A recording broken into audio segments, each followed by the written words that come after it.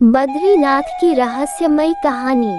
यहाँ शिव और विष्णु के बारे में पौराणिक कथाओं से 3 दिलचस्प कहानियाँ पेश हैं। जब शिव का घर विष्णु ने ले लिया, जब विष्णु ने शिव को मुश्किल से बचाया और अंत में विष्णु की शिव भक्ति की एक दिल को छू लेने वाली कहानी। क्या आप बद्रीनाथ की कहानी जानते हैं? ये वो जगह है जहाँ शिव और पार्वती रहते थे। यह उनका घर था। एक दिन नारायण यानी विष्णु के पास नारद गए और बोले, आप मानवता के लिए एक खराब मिसाल हैं। आप हर समय शेषनाग के ऊपर लेटे रहते हैं। आपकी पत्नी लक्ष्मी हमेशा आपकी सेवा में लगी रहती हैं और आपको लाड करती रहती हैं। इस ग्रह के अन्य प्राणियों के लिए आप अच्छी मिसाल नहीं बन पा रहे हैं। आपको सृष्टि के सभी जीवों के लिए कुछ अर्थपूर्ण कार्य करना चाहिए। इस आलोचना से बचने और साथ ही अपने उत्थान के लिए भगवान को भी ऐसा करना पड़ता है।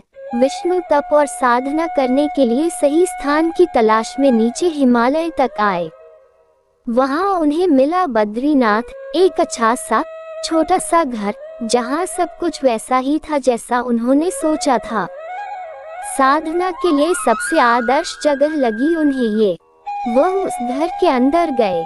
घुसते ही उन्हें पता चल गया कि यह तो शिव का निवास है और वह तो बड़े खतरनाक व्यक्ति हैं। अगर उन्हें गुस्सा आ गया तो वह आपका ही नहीं, खुद का भी गला काट सकते हैं। ऐसे में नारायण ने खुद को एक छोटे से बच्चे के रूप में बदल लिया और घर के सामने बैठ गए। उस वक्त शिव और पार्वती बाहर कहीं टहलने गए थे। जब वे घर वापस लौटे तो उन्होंने देखा कि एक छोटा सा बच्चा जोर जोर से रो रहा है। पार्वती को दया आ गई। उन्होंने बच्चे को उठाने की कोशिश की। शिव ने पार्वती को रोकते हुए कहा, इस बच्चे को मत छूना। पार्वती ने कहा, कितने क्रूर हैं आप, कैसी नासमझी की बात कर रहे हैं। मैं तो इस बच्चे को उठाने जा रही हूँ, देखिए तो कैसे रो रहा है। शिव बोले, जो तुम देख रही हो उस पर भरोसा मत करो। मैं कह रहा हूँ ना, इस बच्चे को मत उठाओ। बच्चे के लिए पार्वती की स्त्री सुलभ मनोभावना ने उन्हें शिव की बातों को नहीं मानने दिया। उन्होंने कहा, आप कुछ भी कहें, मुझे कोई फर्क नहीं पड़ता। मेरे अंदर की माँ बच्चे को इस तरह रोते नहीं देख सकती। मैं तो इस बच्चे को जरूर उठाऊंगी। और यह कहकर उन्होंने बच्चे को उठाकर अपनी गोद में ले लिया। बच्चा पार्वती की गोद में आराम से था और शिव की तरफ बहुत ही खुश होकर देख रहा था। शिव इसका नतीजा जानते थे, लेकिन करे तो क्या करें। इसलिए उन्होंने कहा, ठीक है, चलो देखते हैं क्या होता है। पार्वती ने बच्चे को खिला पिलाकर चुप किया और वहीं घर पर छोकर खुद शिव के साथ गर्म पानी से स्नान के लिए बाहर चली गईं। वहां पर गर्म पानी के कुंड हैं। उसी कुंड पर स्नान के लिए शिव पार्वती चले गए। लौटकर आए तो देखा कि घर अंदर से बंद था। शिव तो जानते ही थे कि अब खेल शुरू हो गया है। पार्वती हैरान थी कि आखिर दरवाजा किसने बंद किया। शिव बोले, मैंने कहा था ना, इस बच्चे को मत उठाना। तुम बच्चे को घर के अंदर लाई और अब उसने अंदर से दरवाजा बंद कर लिया है। पार्वती ने कहा, अब हम क्या करें? शिव के पास 2 विकल्प थे। एक, जो भी उनके सामने है उसे जलाकर भस्म कर दे, और दूसरा, वे वहां से चले जाएं और कोई और रास्ता ढूंढ लें। उन्होंने कहा, चलो कहीं और चलते हैं, क्योंकि यह तो तुम्हारा प्यारा बच्चा है, इसलिए मैं इसे छू भी नहीं सकता। मैं अब कुछ नहीं कर सकता। चलो कहीं और चलते हैं। इस तरह शिव और पार्वती को अवैध तरीके से वहां से निष्कासित कर दिया गया। वे दूसरी जगह तलाश करने के लिए पैदल ही निकल पड़े। दरअसल बद्रीनाथ और केदारनाथ के बीच एक चोटी से दूसरी चोटी के बीच सिर्फ 10 किलोमीटर की दूरी है। आखिर में वह केदार में बस गए और इस तरह शिव ने अपना खुद का घर खो दिया। आप पूछ सकते हैं कि क्या वह इस बात को जानते थे? आप कई बातों को जानते हैं, लेकिन फिर भी आप उन बातों को अनदेखा कर उन्हें होने देते हैं। यौगिक कथाओं में ऐसी कई कहानियां हैं जिनमें बताया गया कि शिव की करुणा कोई भेदभाव नहीं करती और वे किसी की इच्छा पर बच्चों की तरह भोलापन दिखाते हैं। एक बार गजेंद्र नामक एक असुर था। गजेंद्र ने बहुत तप किया और शिव से यह वरदान पाया कि वह जब भी उन्हें पुकारेगा, शिव को आना होगा। त्रिलोकों के सदा शरारती ऋषि नारद ने देखा कि गजेंद्र हर छोटी छोटी बात के लिए शिव को पुकार लेता था, तो उन्होंने गजेंद्र के साथ एक चाल चली। उन्होंने गजेंद्र से कहा, तुम शिव को बार बार क्यों बुलाते हो? वह तुम्हारी हर पुकार पर आ जाते हैं। क्यों नहीं तुम उनसे कहते कि वह तुम्हारे अंदर आ जाएं और वहीं रहे, जिससे वह हमेशा तुम्हारे अंदर होंगे।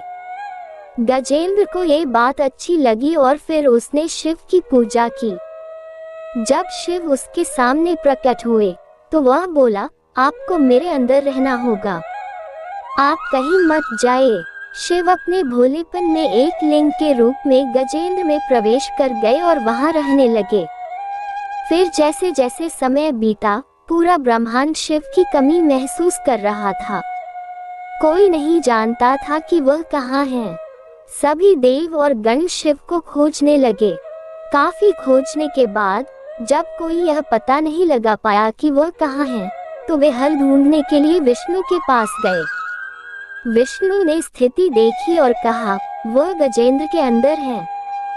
फिर देवों ने उनसे पूछा कि वे शिव को गजेंद्र के अंदर से कैसे निकाल सकते हैं, क्योंकि गजेंद्र शिव को अपने अंदर रखकर अमर हो गया था। हमेशा की तरह विष्णु सही चाल लेकर आए। देवगण शिव भक्तों का रूप धरकर गजेंद्र के राज्य में आए और बहुत भक्ति के साथ शिव का स्तुतिगान करने लगे। शिव का महान भक्त होने के कारण गजेंद्र ने इन लोगों को अपने दरबार में आकर गाने और नाचने का न्योता दिया। शिव भक्तों के वेश में देवों का ये दल आया और बहुत भावनाओं के साथ, बहुत भक्तिपूर्वक वे शिव के लिए भक्ति गीत गाने और नाचने लगे। शिव, जो गजेंद्र के अंदर बैठे हुए थे, अब खुद को रोक नहीं सकते थे, उन्हें जवाब देना ही था। तो वह गजेंद्र के टुकड़े टुकड़े करके उससे बाहर आ गए।